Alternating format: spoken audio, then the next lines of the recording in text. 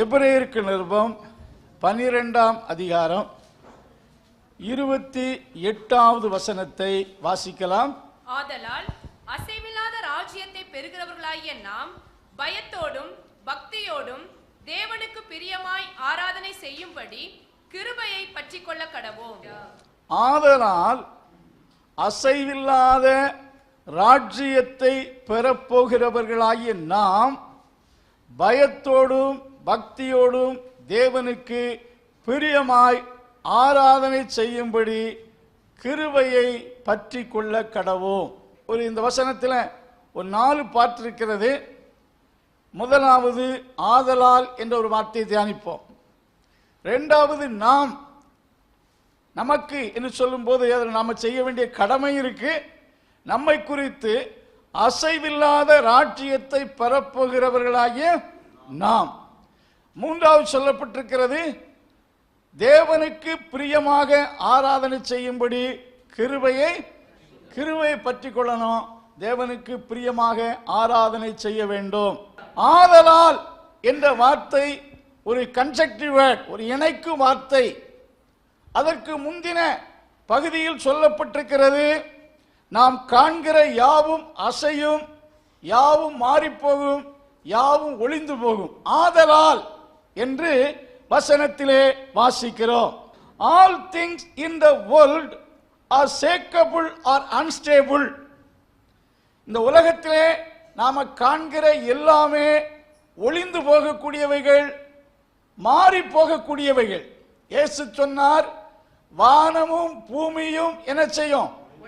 ஒளிந்து போகும், என் வார்த்தைகளோ ஒரு காலும் என்ன செய்யாது? ஒளிந்து போகாது. ஒரு மனிதன் 60-70 வருஷம் நல்ல பராக்கிரமாய் வாழ்கிறான், வளர்ந்து பெரிய பதவிகளையும் மேன்மை அடைகிறான்.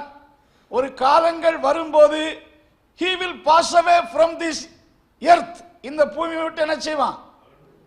கடந்து போவது போல எல்லோரும் ஸ்தோத்திரம் ஒரு கால வளர்ச்சிக்கு பின்படி கடந்து செல்வது போல எல்லாமே ஒளிந்து போவான், ஒளிந்து போகக்கூடிய ஒன்று என்று வாசிக்கிறோம். வானமும் பூமியும் அதை குறித்து சொல்லும்போது they are eternal, அது நித்தியமானது. ஒளிந்து போகும் என்ற வார்த்தையினுடைய அர்த்தம் என்னவென்று சொன்னால் they shall be changed அல்லது renovated, ஒரு புதிய மாற்றத்தை அடையும். ஸ்தோத்திரம்.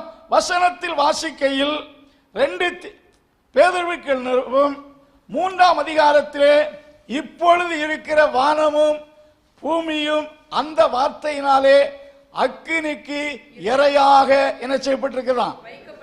வைக்கப்பட்டிருக்கிறது. They are reserved unto fire, they shall be renovated by fire என்று சொல்லப்பட்டிருக்கிறது. எப்படியும் ஒரு காலத்தில் இந்த பூமி அழிய போகுது. ஒரு காலத்தில் சோதோம் குமரா என்ற பட்டணம் பெரிய பிரபலமாக இருந்துச்சு. ஸ்தோத்திரம். ஆனால் ஒரு நாளிலே அது என்ன செய்து? கவிழ்த்து போடப்பட்டது என்று சொல்லப்பட்டிருக்கிறது. குறிப்பாக அது எப்படி நடக்கும் என்று சொன்னால் கண்டிப்பாக கர்த்தருடைய வார்த்தை சொல்லுகிறது அவைகள் ஒளிந்து போகக்கூடியவைகள் ஆகையால் என்று வசனத்தில் வாசிக்கிறோம். இன்றைக்கு உலக சூழ்நிலை பார்க்கும்போது உலகமெல்லாம் அழிந்து போகக்கூடிய ஒரு சூழ்நிலை இருந்து கொண்டிருக்கிறது. கடல் தண்ணீரால் பெரும்பகுதி மூழ்கலாம். உலகம் வெப்பமயமாகுவதனாலே பேராபத்து பூமிக்கு வந்து கொண்டிருக்கிறது என்று விஞ்ஞானிகள் கூறிக்கொண்டிருக்கிறார்கள். இன்றைக்கு ரஷ்யாவுக்கும் உக்ரைனுக்கும் இடையில் உள்ள போரானது அது நின்றபாடில்லை. இப்பொழுது இஸ்ரவேலுக்கும் ஈரானுக்கு இடையிலே புகைச்சலும் யுத்தங்கள் வந்திருக்கிறது. சமீப 2 நாட்களாக அமெரிக்க தேசத்துக்கு மேலாக 2 பலூன், ராட்சத பலூன் பறக்க விட்டு சீனா வெவு பார்க்கிறது என்று சொல்லி அங்கே ஒரு புகைச்சல், யுத்தத்துக்கான ஒரு புகைச்சல் உருவாகிறது. எப்படியோ ஸ்தோத்திரம், பூமி அழியும் ஒரு தருவாயில் இருக்கிறது. கடல் சிற்றத்தினாலோ பேரழிவு ஏதோ ஒரு விதத்தில் அழியக்கூடிய ஒரு நிலை இருக்கிறது. நான் சிறுவனாக இருக்கும்போது ஒரு கருத்தை படித்தேன்.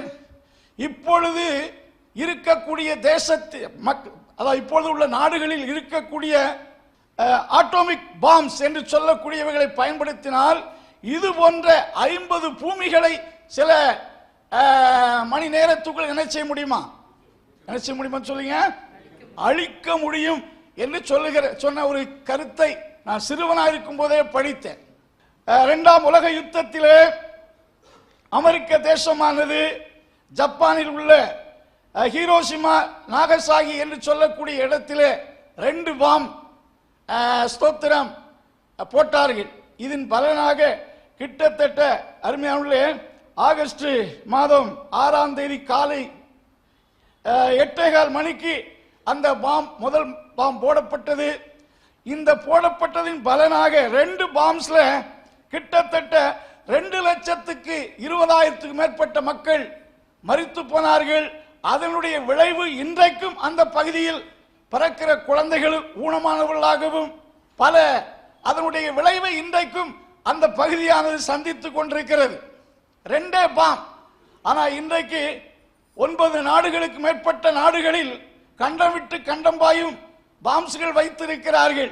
இன்றைக்கு அதுபோல அந்த அதைவிட எஃபெக்டிவான பாம்ஸ்களை ஒவ்வொரு நாடுகளும் பத்திரப்படுத்தி வைத்திருக்கிறார்கள். எதுக்காக? விளையாடுவதற்காக அல்ல. கண்டிப்பாக ஒரு நாள் அதை என்ன செய்யலாம், அப்படி வெடிக்கலாம். இன்றைக்கு நாடுகள் வசம், உலக நாடுகளின் வசம் அதுபோல. அதாவது 2 பாம்ஸ்னால அந்த 2 பெரிய பட்டணமே அழிந்து போனது. ஆனா இன்றைக்கு நாடுகள் கிட்டத்தட்ட 13,000க்கு மேற்பட்ட ஸ்தோத்திரம் அந்த ஆட்டோ பாம்ஸ் என்று சொல்லக்கூடிய அவைகள் இருக்கிறது. இவைகளெல்லாம் பயன்படுத்தினால் இந்த பூமி அல்ல, இதே போல எத்தனை பூமி இருந்தாலும் அழிக்க முடியும். அது மட்டுமல்ல, இன்றைக்கு வினோதமாக நைட்ரஜன் பாம்ஸ் என்று சொல்லக்கூடியவற்றை அப்படிப்பட்ட பாம்ஸ்களையும் கண்டுபிடித்து வைத்திருக்கிறார்கள்.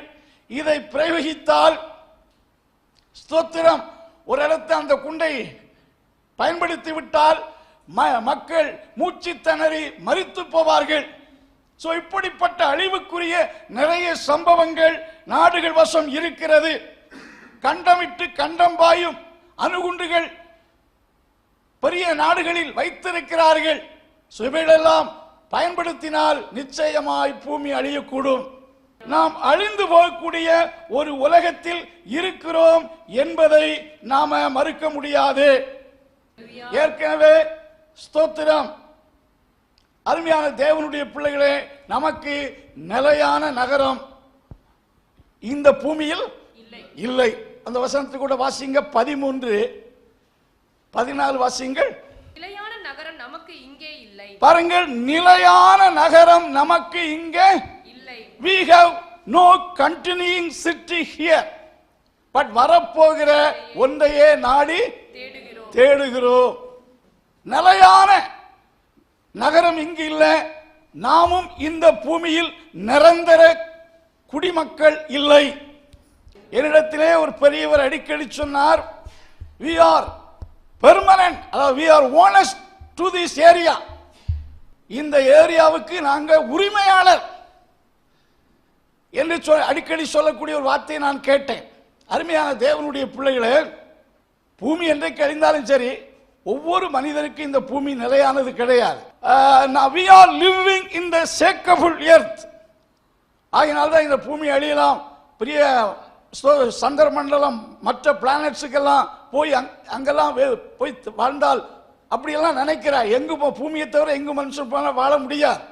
எப்படியும் ஆகையால் என்று வாசிக்கும் போது இந்த பூமியில இருக்கிற எல்லா அசையும் எல்லாம் ஒளியும் எல்லாம் மாறி போகும் என்று வசனம் சொல்லப்பட்டிருக்கிறது. நல்ல தகப்பனே, உம்முடைய பிள்ளைகள் மேல் ஒரு அபிஷேகத்தை இறங்க பண்ணும், ஒரு துதியின் ஆவி இறங்க பண்ணும், ஒரு ஆராதனை அபிஷேகம் இறங்க பண்ணும், நல்ல கிராட்டிட்யூட்னஸை உருவாக்கி கொடும். கிறிஸ்து எங்களுக்கு ஆசீர்வாதத்துக்கு திறவுகோலாய் இருக்கிறீர். உம்மை விட்டு விடாதபடி, நன்றி அறிதலின் ஆவியை இழந்து போகாதபடிக்கு உடைய பிள்ளைகளை காத்துக்கொள்ளும். கிருபை உண்டாகட்டும், ஆசீர்வாதம் உண்டாகட்டும். இயேசுவின் நாமத்தில் ஜெபங்கள் நல்ல பிதாவே.